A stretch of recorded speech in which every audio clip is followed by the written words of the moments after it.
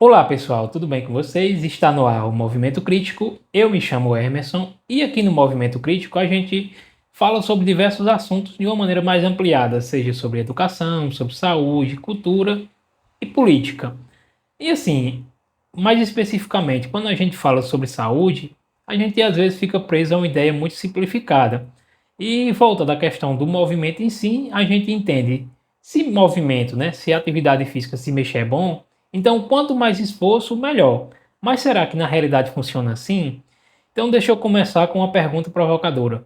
Se movimento é saúde, por que trabalhadores que passam o dia inteiro em movimento não são os mais protegidos do ponto de vista cardiovascular?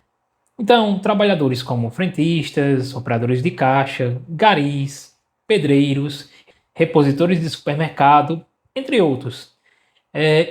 Essas profissões acabam que se movimentando o dia inteiro. Mas esse movimento, será que de fato está sendo benéfico para essas pessoas? E aqui que entra um conceito que vem sendo discutido na epidemiologia do trabalho e na ciência da atividade física, o chamado paradoxo da atividade física ocupacional. Para entender isso melhor, a gente vai trazer um dado científico, até porque durante muito tempo se acreditou que qualquer tipo de atividade física produziria os mesmos benefícios para a saúde. Mas pesquisas mais recentes começaram a mostrar que isso não é exatamente verdade. Um dos pesquisadores que mais investigaram esse tema é o dinamarquês Andreas. Em um dos seus estudos, ele analisou grandes populações acompanhadas ao longo de vários anos. E os resultados foram contraintuitivos. Então, um desses achados apresentou: homens com alta atividade física ocupacional apresentaram aproximadamente 18% maior risco de mortalidade por todas as causas e 15% maior risco cardiovascular quando comparados a trabalhadores com menor carga física no trabalho. Enquanto isso, a atividade física realizada no tempo de lazer mostrou um efeito protetor para o sistema cardiovascular. E olha que interessante, ou seja, o problema não é o movimento, o problema é como esse movimento acontece. Então, por que esse paradoxo acontece? Quando a gente olha com mais atenção, começa a perceber diferenças importantes. No exercício físico estruturado, normalmente existem algumas características fundamentais, como por exemplo, intensidade controlada, tempo limitado, pausas de recuperação, tem uma progressão planejada e autonomia da pessoa. Então, quando a gente compara com outros trabalhos, aqueles trabalhos físicos, como por exemplo os que eu citei anteriormente, um predeiro que passa horas carregando peso, um gari caminhando quilômetros por dia, né, carregando aqueles tambores de lixo, um repositor levantando caixas atrás de caixas. Então, muitas vezes são movimentos repetitivos, com posturas forçadas, com baixa autonomia, sobre o ritmo do seu trabalho. E assim, pessoal, principalmente a recuperação acaba que sendo insuficiente, né? O tempo de descanso também. Então, do ponto de vista fisiológico, isso pode produzir algo muito diferente de um treino. Então, pode gerar um estresse cardiovascular prolongado. Então, vamos contextualizar esses exemplos de maneira mais ampla. Então, assim, um trabalhador da construção civil levantando carga por várias horas pode manter uma pressão arterial elevada durante grande parte do turno de trabalho. Operadores de caixa muitas vezes passam longos períodos em pé, com movimentos repetitivos de tronco e braços. E trabalhadores da limpeza urbana caminham quilômetros diariamente, né? E muitas vezes em condições climáticas adversas.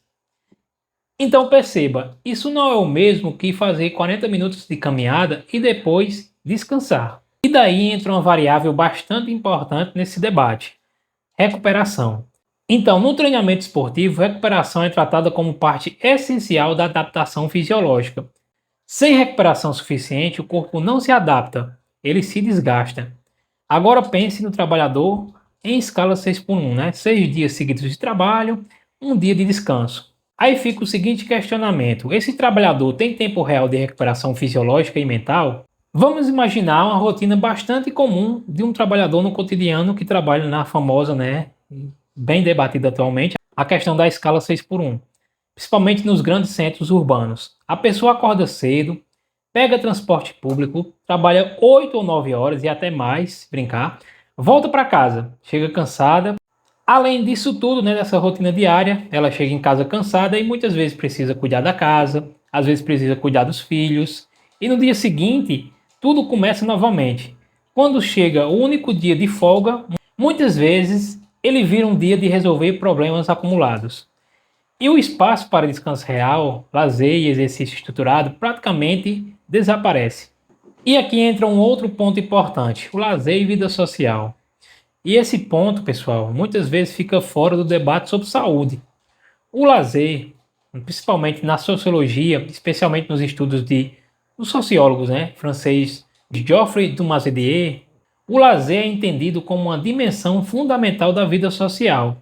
Dumas-Didier escreveu várias obras sobre a questão do lazer, e uma dessas obras, uma clássica, é chamada de Sociologia Empírica do Lazer, onde ele mostra que o lazer cumpre funções sociais importantes, entre elas descanso, divertimento, desenvolvimento pessoal.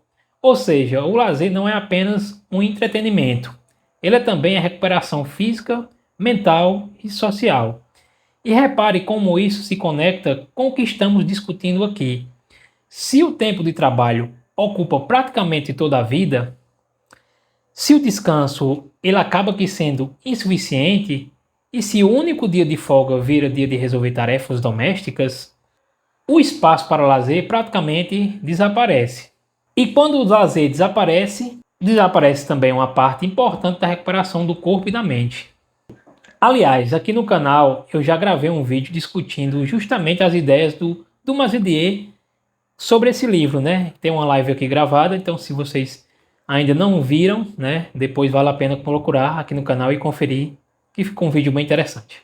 É importante acrescentar brevemente dois pontos importantes, né? O econômico e também sua relação histórica, né? Quando se discute principalmente essa questão da jornada de trabalho ou reorganização do tempo de trabalho, aparece rapidamente um argumento bem comum entre as pessoas: vai quebrar a economia, as empresas não suportam, isso é inviável. Mas historicamente esse argumento aparece sempre que o tempo de trabalho é questionado.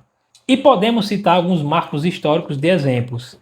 No final do século XIX e início do século XX, movimentos trabalhistas começaram a defender a jornada de 8 horas de trabalho.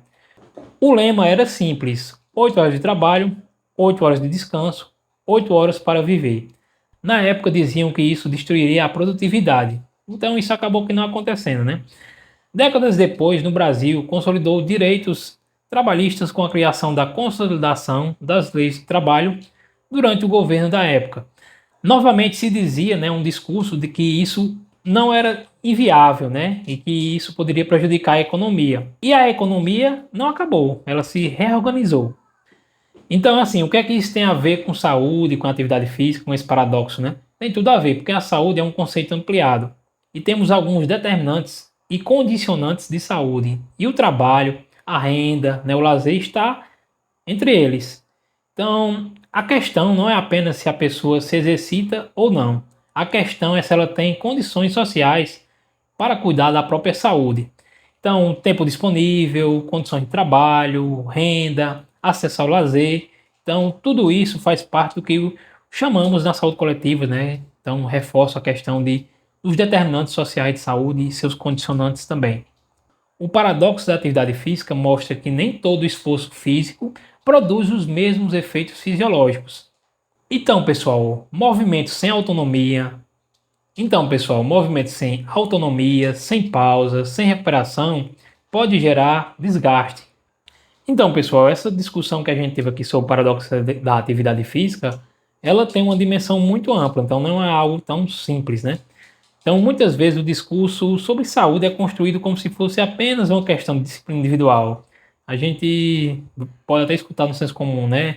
Que as pessoas podem dizer, basta querer, basta se organizar, basta ter força de vontade, mas a realidade social, concreta, né? Ela é mais difícil, né? Mais pesada do que se aparenta. Então, saúde, ela também depende do tempo disponível da pessoa, depende das condições de trabalho, depende da possibilidade real de recuperação. E o paradoxo da atividade física nos lembra de algo muito importante, né? Nem todo movimento ele acaba sendo um protetor, nem todo esforço acaba se tornando um cuidado, né? Então, talvez a pergunta mais importante que essa seja: quem de fato tem tempo para se recuperar?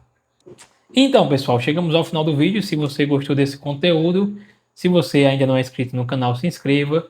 Se puder deixar também sua curtida, comentar, né, para ajudar no engajamento, né? Se gostou do tema discutido, né? Se tem alguma sugestão de temática, então os comentários estão aqui abaixo para vocês darem suas opiniões. Então, no mais, pessoal, é isso. E se tudo é movimento, entender o conceito ampliado de saúde também faz parte. Um grande abraço para vocês, até mais e valeu!